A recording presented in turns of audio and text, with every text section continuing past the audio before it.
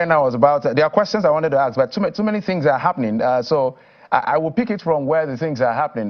We did read earlier that the Ondo State PDP chairman was suspended by its members, the executive committee, and they are blaming or they're alleging of anti-party activity and other things he did in the party. Well, we're going to have them hopefully tomorrow on the program. But the NWC of the party has released a statement. I'll just read part of the statement. The attention of the National Working Committee of the People's Democratic Party has been drawn to the purported suspension of the chairman of the Ondo State chapter of our party, Mr. Fatai Adams. The NWC declares the said suspension as null and void and of no effect, not being consistent with provisions of the Constitution as amended and laid down rules.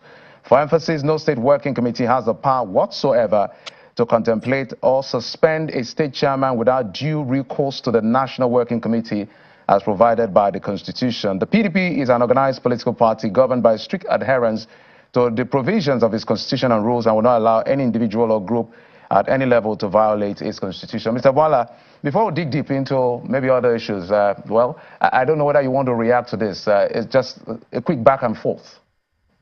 No, the only thing I can say is probably the actions of the State Working Committee is a reminder to the National Working Committee that the party should be alive to its responsibility, should know what to do, when to do it, and how to do it. Now, so the propriety of whether the decision is right or wrong is what we will get to know as the facts unfold. But I think that what they did is just suggesting to the National Working Committee that a political party should be functional, should be working. Because at the national level, we have seen so many irregularities that the National Working Committee has failed to address. So if there's anything to take out from, maybe just to tell them, come back to life. So let's take it from where you just mentioned. The irregularities are some of the things you've noticed in the National Working Committee, because I have a direct question on that basis, but I'm going to hold back since you've mentioned it, since it came out of your mouth. Let me take it from you. What are the irregularities and some of the things you've seen at the national level that makes you feel like, what is going on with our party? Well, right before the election and up till today, we have seen activities of key leaders of the party, which ordinarily you would term it as anti-party or you would term it as misconduct against the ethics and etiquette of the party, for which the National Working Committee has not done anything. The chairman of the Governors Forum went to Villa and they showered the encomium of the president, which is not a problem. But some of the things he said at that place could be deemed as anti-party, and nothing happened. Of course, we know the locus classicus, which is Governor WIKE and his friends and his associates. They have done more than you can do, and nothing has happened. No official statement has been made to either call him to order, to probably institute disciplinary procedure. And then the National Working Committee too has been quiet and sleeping and not playing the role of active opposition party. You have seen, unless once in a while on Christmas Day, when the president gives a speech, they will issue a statement against him. When on New Year Day he issues a speech, they will issue. But between Christmas and New Year and the remainder of the days, there are policy issues by the governing party for which the opposition ought to interrogate. And what I mean interrogate is not just to say that Tinubu's speech is empty. Give facts to support that, right? If it's an economic policy that he has dished out for which you disagree with, differentiate that policy with the policy that PDP stands on, right? If it is the budget, you're criticizing the budget, tell Nigerian people what PDP would have done differently, or where you disagree, not just make a blanket statement. The National Publicity Secretary of the party should not be like a rabbit that comes out of the hole once in a while. He should be up in the media, engaging and interrogating. That's all I'm trying to say. And that's the reason why Peter Obi had the temerity to say that the Labour Party is going to be the opposition party this year. I wanted to come to that. What will be your reaction? Because it's like you're taking my questions ahead of before I would say it. When he mentioned that, I understand he mentioned that, look, the Labour Party is going to be the lead opposition. Why do you think he had to say that? Is it because of the posturing of the PDP? Is that because when we talk about lead minority, lead opposition, it should be by number, but perhaps he's not seeing the number. Does it give credence to the people who feel the same way that, look, the lead minority party or the opposition party, quote unquote, is inactive? So it gives credence to his posture. Yes, he has every reason to say what he's saying, right? At the time, we can interrogate whether Labour Party at this stage is actually a political party or not. I mean, in the real sense of what a political party should do. But the reason he's saying what he's saying is because PDP is sleeping as a political party. But PDP members in their individual capacities have been engaging, interrogating government, playing the role of opposition as individual members of the party. But as a party, PDP has been quiet. And the reason is not far-fetched, because some of the leaders who are misbehaving appear to have certain degree of control on infrastructure of the party. So that's why you find it difficult. I feel ashamed sometimes when I come in on media and journalists continue to say, what is it about A, B, and C in your party that your party can't do something? And you don't have answer because you are an ordinary member. Whatever I say, I'm an ordinary member. I'm not a leader. I'm not in the National Working Committee. But as a private citizen, when we say we are going to call out things, it can't be just calling out the governing party. You call out your own party if they are doing the wrong thing. And that is why this 2024, PDP had better make up his mind to be an opposition party, or Labour Party now will be the opposition party. And the reason why Peter Obi is saying that is because if you have seen the last few weeks, he is singularly has been the person who has been interrogated on issues. Now, but at a better time, we'll talk whether Labour Party as a party can challenge. You know, you can talk as an opposition, but you have the infrastructure of opposition. That is what Peter Obi lacks. He doesn't have the patience to grow a party. He will never sit down and grow a party. That's the truth. Why do you think so? Let's quickly start that interrogation, because the members of the party are listening and like, if they are wondering, what is Mr. BWALA saying? Okay, maybe you're speaking in tongues. Maybe you can be explicit. Okay, let me speak in the language of men. Let me speak in the language of men, if that was tongue. You see, Labour Party consists of a movement of people who were aggrieved with the status quo. That has to be agreed. And funny enough, it's not just Labour Party. You find these youngsters in all political parties. Peter Obi came into the fore. There is even a bigger picture. We'll talk about it another time. But in the course of interrogating that, you could see immediately after election, he was not engaging with leaders of the party in various states. So it's all about him and what it takes to build a political party in the nature of Labour Party will mean that Peter Obi has to be involved in the activities of Labour Party as a political party, not just him as a candidate. He has to know what is happening in the states where you have the Labour Party. They have to come out with a blueprint on how to develop a grassroots political party. Being angry on social media is not enough opposition. Being angry on Twitter is not opposition. I told you during the campaign, we commissioned data analysts. They did a polling and came up with a finding that 53.7% of those who engage for him on social media don't live in Nigeria. So don't confuse presence in the social media to demonstrate the strength of a political party. A political party is built by structures at the local level, to the state level, to the national level. Does Peter Obi know the national chairman of Labour Party all across Nigeria? Does he know the candidates running for positions across the country? Well, you'll be in a better position to answer, because when you made a particular statement, I almost wanted to remind you of the fact that when the movement started, we heard some people say there were just two people in a room punching the laptop, but the numbers was quite surprising to everybody, 6.1 in the last election. Well, let me tell you what happened. Yes.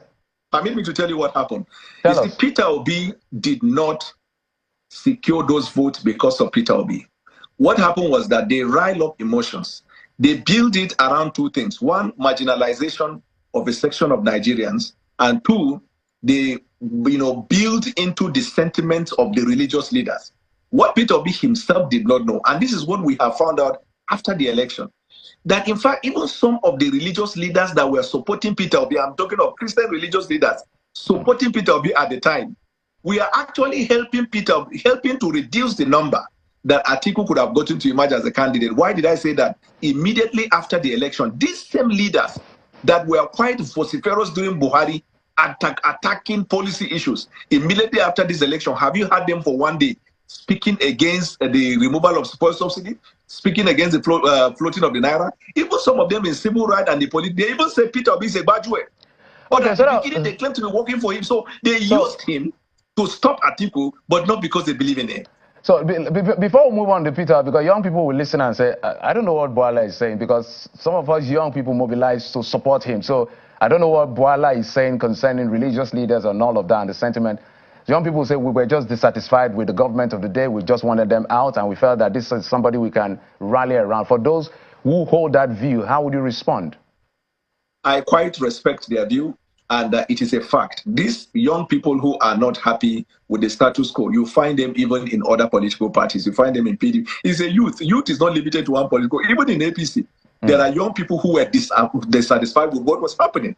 So you can find them in different places. For the Labour Party, I quite appreciate and respect the fact that the young people in Nigeria wanted to push a movement and make a change for themselves. So it is not like it is one sect of people that constitute the movement for Peter Obi. There is the religious element, which is majority. Then there is the young people element, which is there. And then there is the element of those who carry that feeling at the time that power must go to the south. And wherever it will go, but it mustn't come to the north. So a lot of these factors contributed. But how you would tell, like I said, and I wish Peter Obi well, whether Labour Party would stay alive and active to 2027 is going to be dependent on Peter Obi, right?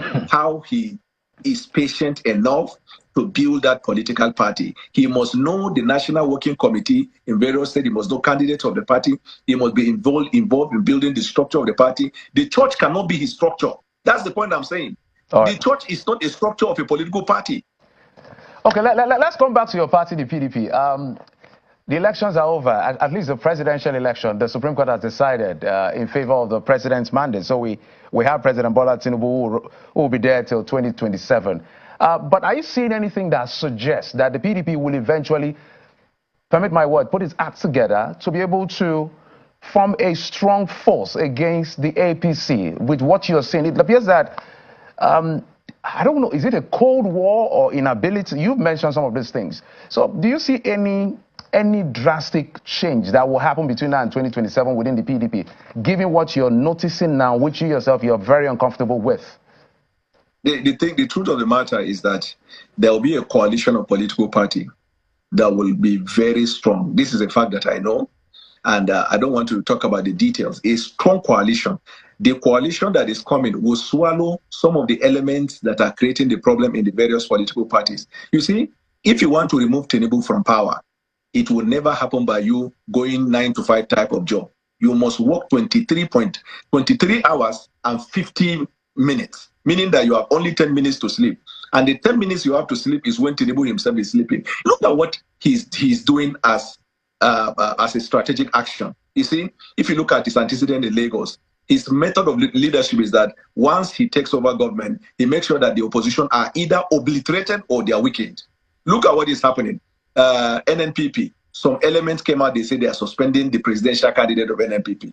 In Labour, you see one Apapa group, they will never allow somebody to rest. Then in PDP, you see some elements. So he will want to ensure that all these opposition parties continue to have problems. But you see, once there is a coalition of the parties, some of these little people that are giving the headache in the political parties would have been swallowed. For example, let's talk about WIKE. Because once you solve the WIKE question in PDP, you find solution to all of the problem. Now, WIKE would come to a point where even in APC, they will become dissatisfied with him. They will have to ask him to either choose to be a rat or to be there is this animal that is neither a rat nor a bird. They will ask him to choose one because he cannot approbate and reprobate.